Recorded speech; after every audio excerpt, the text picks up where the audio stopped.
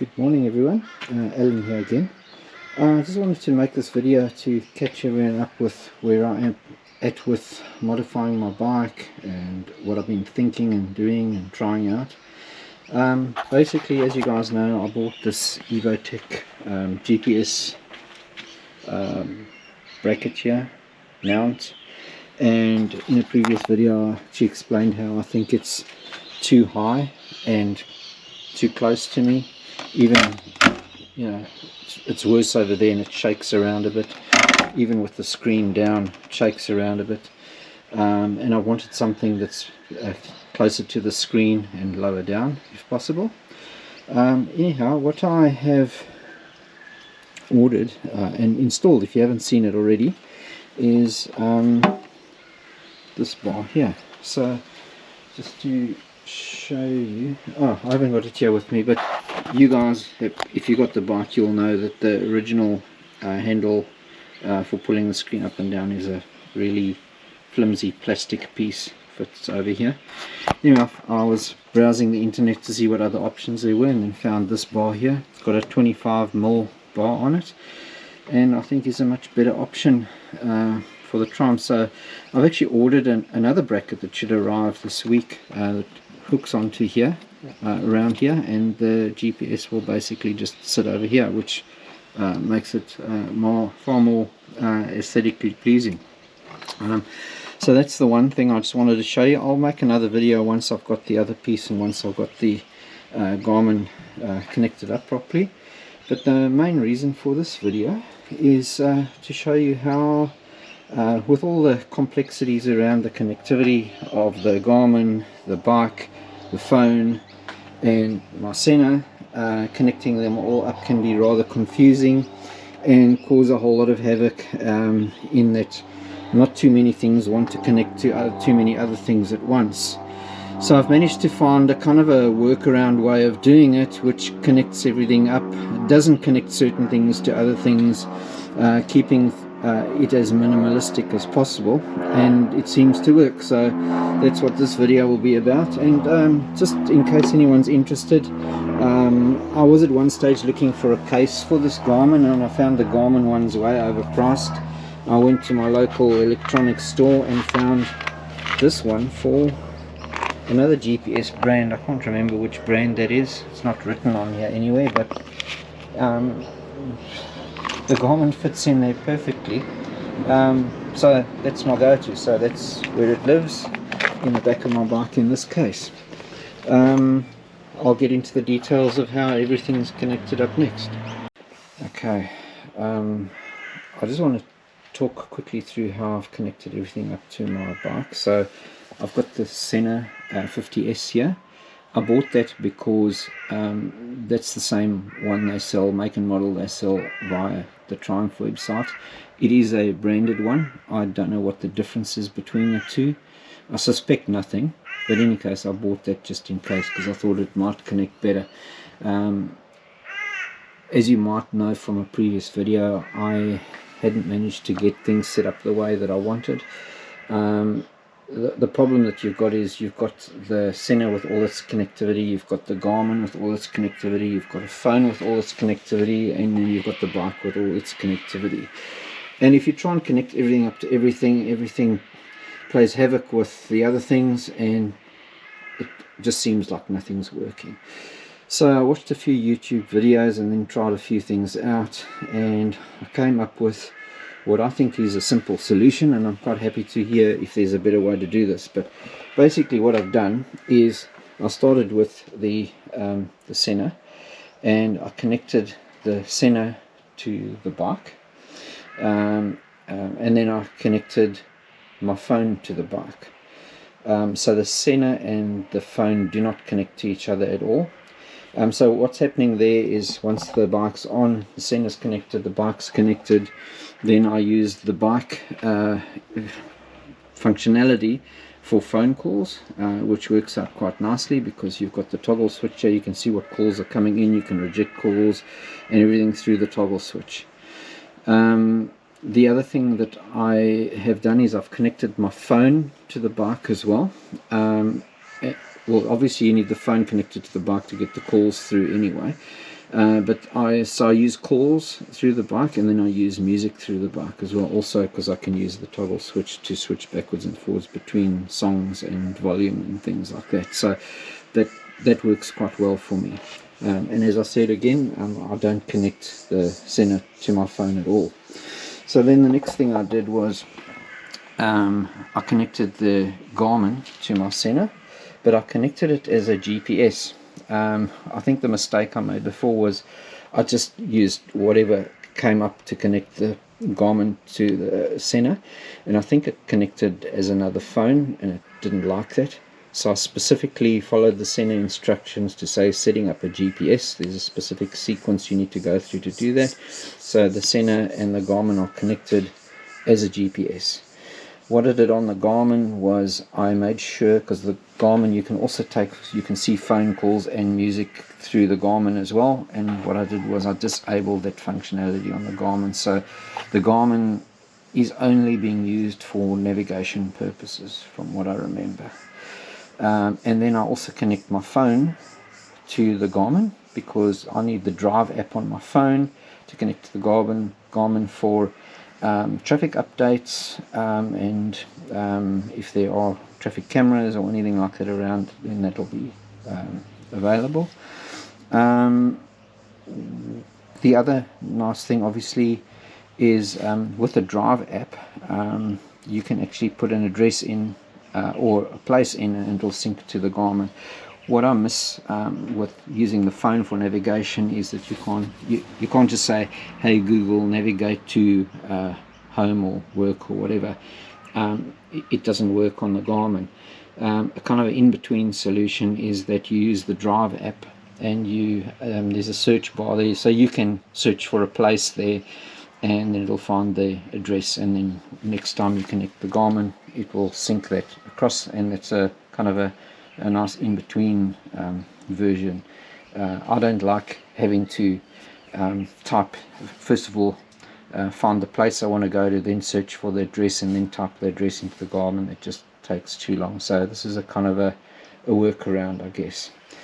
In any case, that's the explanation. What I'll do next is I'll actually put my helmet on, and I'll connect my my camera to this camera mount on my helmet, and then I'll actually show you guys on the screens how it all looks.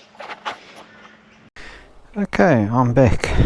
So as you can see, that's showing that my phone is connected to the bike through Bluetooth. You can also see that my Sena is connected to the bike, so that means that I can actually use the phone. And yeah, so yeah, you can see you can dial numbers or whatever. You can also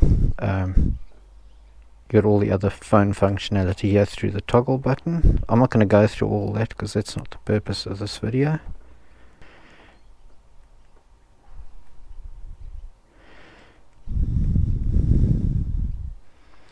So navigation isn't set up at all, as I said. I don't like it. Then we've got music, so I can actually, you can see I've got a song ready to go on my phone, so I can just click the toggle button, and there's the music. I don't know if you can hear it. It's coming through the speakers on the helmet. Don't know if that's going through to the mic, but anyway, so I can use the toggle button, start, stop, change the song, changing the song, etc. Okay, so you can see all that's working. Okay, so as I said, the GPS isn't connected to the bike. The GPS is connected to my phone and the Sena. I'm just going to switch it on manually because I haven't got the bike started, and as you know from a previous video, I've got the what is it called, the Heel Tech Thunderbox underneath the seat, so it only switches on when I've got the power on. So it only switches on when I've got the power on, and after it's seen that the engine's running nice and smoothly. So just to go to the settings, so you can see there that my phone is connected, and you can see the fact that it's black music, black phone, means they're out. The only thing that I got connected is my phone for the Drive app, and that's it really. It's showing that it's connecting there still. Okay, so now it's showing it's connected for voice, so I can hear the commands coming through, and you see now it's connected Drive as well. For some reason it's also connecting phone, and so I don't want phone and I don't want media. I don't know what's happened. Maybe it was a software upgrade. Anyway, you got to switch those off, otherwise it gets confused. And there you can see it's back again to music off, phone off, but I've got intercom, and I've got, so you can see it's connected to my Sena and it's connected to my phone for Garmin Drive, and that's it, all set to go. So that's how I've set things up. Yeah, I'm happy to hear from everyone how they've managed to get theirs going. It took some time, but as I say, I watched a number of YouTube videos, not necessarily for the Triumph, but for other GPSs, and just kind of went, yeah, I'm making things too complicated, let's keep things simple. Use only the functionality on the device that you need that device for, and switch the rest off. That's what I've done. It seems to be working, so if you guys have got a better way, let me know. I'd be happy to hear. In the meantime, I'm waiting for that other part that's still on its way, and it should arrive sometime. They said maybe even Tuesday, Wednesday, Thursday.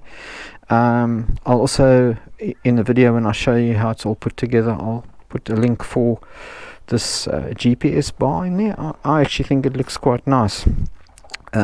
Just thinking, why would Triumph put the cheap plastic bit on there in the first place? And I reckon it's just down to weight saving. They wanted to save as much weight as possible, so this would have probably been, I don't know, 2-3 times heavier than the original part. So I can see why they did that, but I think they should at least have offered it as an option, a Triumph branded version maybe.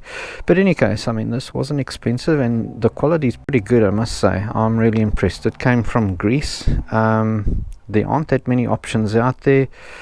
I honestly don't know why Evotech went to all the trouble of making and designing this expensive part that I've got on the bike there as well. But as you can imagine, getting rid of a lot of the clutter off the dash there will make my view a lot better, and it will also not look too bad when I've got the screen extended. Instead of the GPS being up here, it'll be, what's it, about 15 centimeters further back, which is pretty good. One more thing, before I found the piece that I was going to put on here on the internet, I actually thought, well, I'll design my own piece and connect this part that comes with the Zumo up to it. So I designed a 3D bracket myself. This is just a really quick, you can see it's in the lowest quality possible.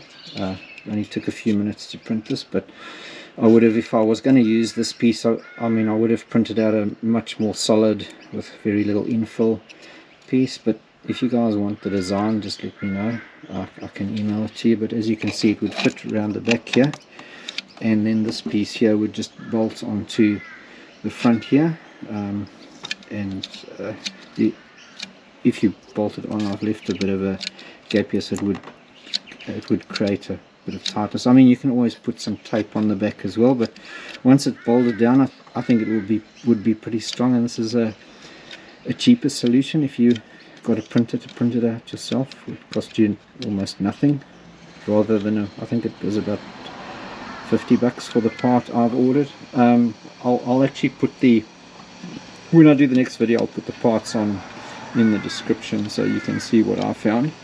But let me know if you want this. I think it'll I think it'll work if you're looking for a cheap option, but this is really worth the money. I think came from Greece. The postage was hectic, but what can you do? It was the only place I could find actually selling things like this. I think AliExpress has got a couple of options on as well, but they looked a little bit flimsy, and this one is pretty solid. Cheers, I'll chat to you later.